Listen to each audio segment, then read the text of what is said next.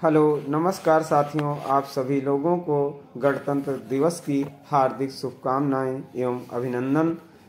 आज हम दैनिक जागरण संपादकीय लेकर आए हैं जो कि 80 शब्द प्रति मिनट की गति होगी। और जो लोग अभी तक हमारा चैनल सब्सक्राइब नहीं किए हैं वो जाके सब्सक्राइब कर लें, जिससे कि आगे आने वाले वीडियो आप लोगों तक आसानी से पहुंच सकें। मैटर स्टार्ट होगा 5 सेकंड बाद। अपने आधारभूत मूल्यों और सिद्धांतों को स्मरण करने के लिए गणतंत्र दिवस से बेहतर और कोई अवसर नहीं हो सकता। इन मूल्यों और सिद्धांतों का स्मरण केवल इसलिए नहीं किया जाना चाहिए कि हम 75वां गणतंत्र दिवस मना रहे हैं।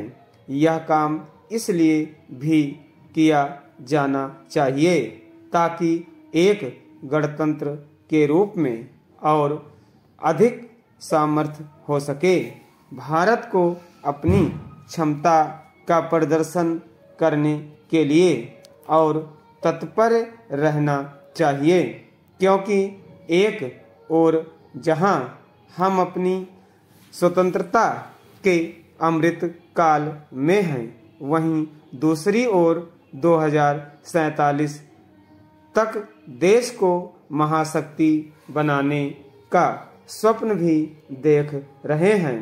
वैसे तो यह वह स्वप्न है जो लंबे समय से देखा जा रहा है, लेकिन पिछले कुछ वर्षों से यह आशा कहीं अधिक बलवंती हुई है कि अब इस सपने को साकार करने की घड़ी आ गई है।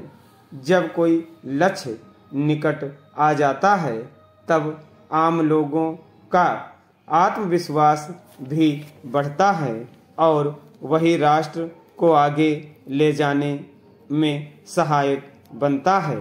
आज महत्वपूर्ण केवल यह नहीं है कि औसत भारतीय देश के उज्जवल भविष्य को लेकर आत्मविश्वास से भरा हुआ है, बल्कि यह भी है कि विश्व समुदाय भी भारत को एक उभरती हुई महाशक्ति के रूप में देख रहा है।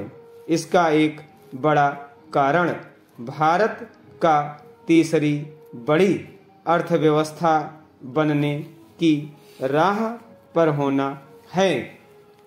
किसी भी राष्ट्र की प्रगति के लिए यह आवश्यक ही नहीं, अनिवार्य होता है कि आम जनता एकजुटता का परिचय देते हुए नियम कानूनों के पालन के प्रति सतर्क रहे और अपने अन्य नागरिक दायित्वों को लेकर सजग रहे।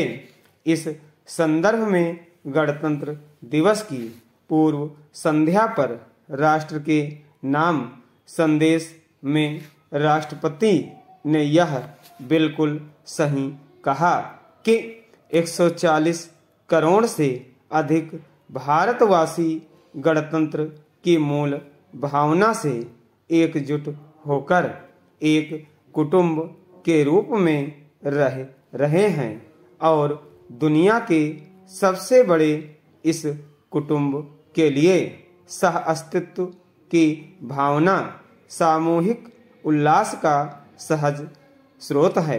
निसंदेह गणतंत्र का मूल मंत्र यह भी है कि जितनी आवश्यकता अधिकारों के प्रति सचेत रहने की है, उतनी ही कर्तव्यों के पालन के प्रति भी।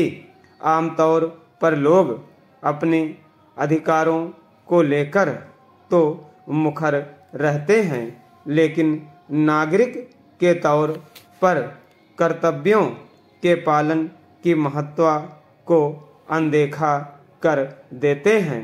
जैसे नीति नियंताओं के लिए यह जरूरी है कि वे आम जनता की अपेक्षाओं पर खरे उतरें। वैसे ही आम लोगों के लिए यह भी आवश्यक है कि वे जिम्मेदार नागरिक का परिचय दें। एक बड़ी आवश्यकता इसकी भी है कि हमारी संवैधानिक एवं लोकतांत्रिक संस्थाएं और अधिक सक्षम बने। ऐसी संस्थाएं ही किसी देश को सबल बनाने में सहायक बनती हैं। गणतंत्र दिवस केवल उपलब्धियों को रेखांकित करने का ही मौका नहीं है, यह उन चुनौतियों से पार पाने के लिए संकल्प लेने का भी अवसर है जो देश के समक्ष उपस्थित हैं। स्टॉप।